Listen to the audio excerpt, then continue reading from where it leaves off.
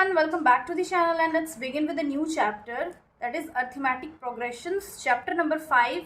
और इस चैप्टर में जितना भी इंपॉर्टेंट टॉपिक्स है, कॉन्सेप्ट्स है, वो हम डिस्कस कर लेंगे। और इस चैप्टर में बहुत ज़्यादा टॉपिक्स नहीं है, बस 2-4 टॉपिक्स है, उसको हम डिस्कस कर लेंगे। फर्स्ट टॉपिक है arithmetic progressions, that is AP. इसको हम एपी भी कह सकते हैं शॉर्ट फॉर्म में। और and AP also means sequence. Sequence means an arrangement of a number in definite order according to some rule is called sequence of AP. यहाँ पे हम स्टेटमेंट लिख लेते हैं। अब अगर इसका हम एग्जाम्पल देख लें तो एग्जाम्पल कोई भी हम नंबर ले सकते हैं जिसमें एक डेफिनेट ऑर्डर हो। तो 2, 4, 6, 8, 10 dot dot dot infinite numbers. तो यहाँ पे हम क्या देख ले रहे हैं कि ये जो नंबर है ये एक डेफिनेट पैटर्न में है। यहाँ पे 2 और 4 का जो डिफरेंस है वही 4 और 6 का भी डिफरेंस है, वही डिफरेंस 6 और 8 का भी है, वही डिफरेंस 8 और 10 का भी है।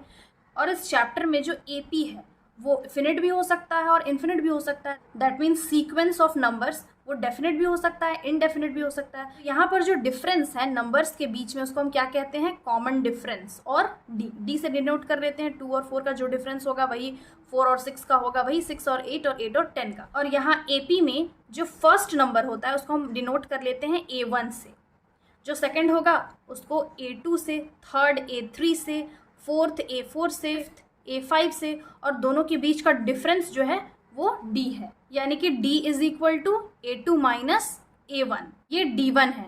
अगर हम D2 निकालेंगे यानी कि A2 और A3 के बीच का डिफरेंस, तो ये हो जाएगा D2 is equal to A3 minus A2। यानी कि जो डिफरेंस है दो नंबर्स के बीच का वो कांस्टेंट होता है। यहाँ पे हम लिख लेते हैं कॉमन डिफरेंस इज कांस्टेंट।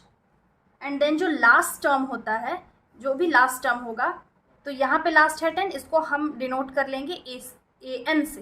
मतलब यहाँ पर जो डिफरेंस है वो तो फिनिट है, बट अगर इन्फिनिट सीक्वेंस होगा तो वहाँ पे AN मीन्स जितने भी AP में टर्म्स है या फिर लास्ट टर्म, यानी कि AN रिप्रेजेंट्स लास्ट टर्म। अब नेक्स्ट टॉपिक है जनरल फॉर्म ऑफ AP। तो जनरल फॉर्म ऑफ AP क्या होता है? नॉर्मली अगर इसी पैटर्न को हम लोग देख ले, 2, 4, 6, 8, 10 और भी पैटर्न्स हो सकता है। For example 3, 7, 11, 15, 19। तो यहाँ पे इसका जनरल फॉर्म क्या होता है, ये, इसको तो हम A से डिनोट कर लेते हैं, A। अब यहाँ पे जो सेकेंड टर्म है उसको हम ऐसे लिख सकते हैं A प्लस D, यानी कि दोनों के बीच का डिफरेंस क्या है, 4 माइनस 2 करेंगे तो 2 आ रहा है। तो अगर इस सेकेंड टर्म निकालना हो तो 2 प्लस 2 इज इक्वल टू 4, ये 4 आ गया। थर्ड जो टर्म है वो हो जाएगा A plus 2D। That means A है 2, 2 इंटू कॉमन डिफरेंस 2, देन ये क्या हो गया, 2 plus 2 2 4, then it is 6। Fourth term निकालना हो तो ये हो जाएगा A प्लस 3D, यानी कि यहाँ पे A क्या है, first term 2 plus 3 into common difference 2, तो ये हो जाएगा 2 प्लस 3 2 6, देन इट इज 8। ये आ गया फोर्थ टर्म।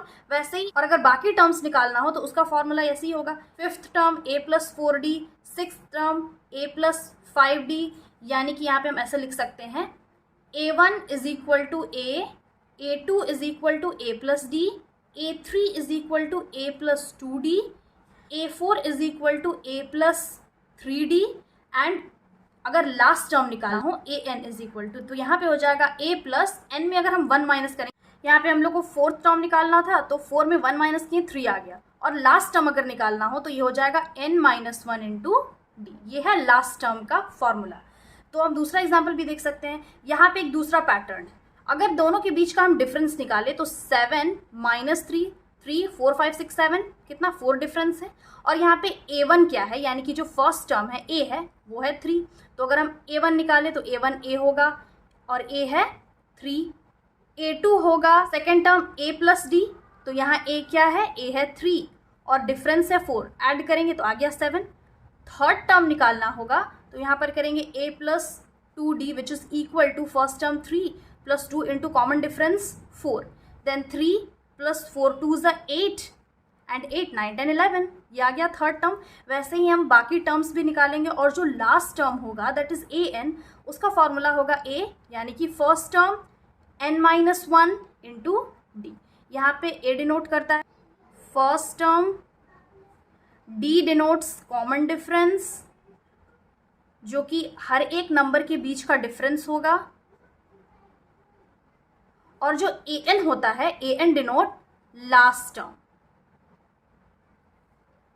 नेक्स्ट टॉपिक है nth टर्म ऑफ AP, और AP means arithmetic progression, nth term means last term, यानी कि अगर AP का लास्ट टर्म हम लोग को फाइंड करना हो तो उसका फॉर्मूला क्या है, an is equal to a plus n minus 1 into d. वही चीज़ है जो हम लोग ऑलरेडी डिस्कस कर चुके हैं, a means first term, d means common difference, और an जो लास्ट टर्म है। तो इस टॉपिक से बेस्ड जब हम एक्सरसाइजेस में क्वेश्चन सॉल्व करेंगे तो ये जो टॉपिक है और अच्छे से क्लियर हो जाएगा।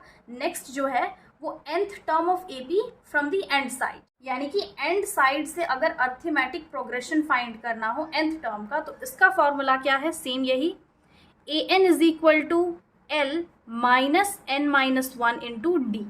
अब यहाँ पे l क्या है, l represents last term, and n minus 1 वही चीज़ है, and d is the common difference. तो इस टॉपिक से भी बेस्ड हम एक्सरसाइजेस में क्वेश्चन सॉल्व कर लेंगे। लास्ट टॉपिक है वो है some of the terms of AP, यानी कि अर्थमेटिक प्रोग्रेशन का जब सम फाइंड करना हो, जहाँ पे एक डेफिनेट पैटर्न हो, नंबर्स हो, उसका सम फाइंड करना हो। फॉर एग्जाम्पल, सेम एग्जाम्पल ले लेते हैं, 2, 4, 6, 8, 10, 12। देन अगर इसका हम लोग को सम फाइंड करना, बट हम लोग को ये पता नहीं कि लास्ट टर्म क्या है, और ये एक इन्फिनिट पैटर्न है, तो इसका सम फाइंड करने के लिए हम लोग क्या करेंगे, Sn is equal to n by 2 into 2a plus n minus 1 into d. और अगर क्वेश्चन में गिवन हो हम लोग को सम ऑफ 15 टर्म्स फाइंड करना हो, तो यहाँ पे वही करेंगे, S15 is equal to 15 divided by 2 into a, और क्वेश्चन में गिवन हो a और कॉमन डिफरेंस, तो हम फॉर्मूला के थ्रू फाइंड कर सकते हैं, बाकी सब वही होगा। n माइनस 1 यहाँ पे हो जाएगा 15 माइनस 1, 15 माइनस 1 इंटू 14, और यहाँ पे कॉमन डिफरेंस गिवन होगा, तो हम सम ऑफ 15 टर्म्स फाइंड कर सकते हैं इस फॉर्मूला के थ्रू। यहाँ पे हम लोग को अलग से ऐड करने की ज़रूरत नहीं है।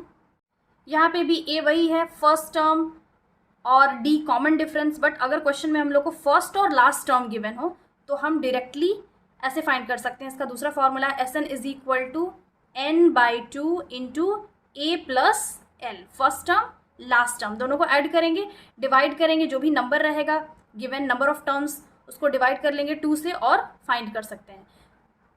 तो इस चैप्टर में ज़्यादा टॉपिक नहीं है, इतना ही टॉपिक है, और इसी टॉपिक से बेस्ड एक्सरसाइजेज में क्वेश्चंस है।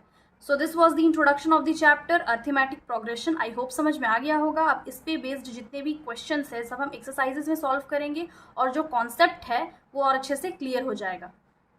Again, I'll be back with the next video solving the exercises of this chapter. Till then, have a nice day. Thanks for watching.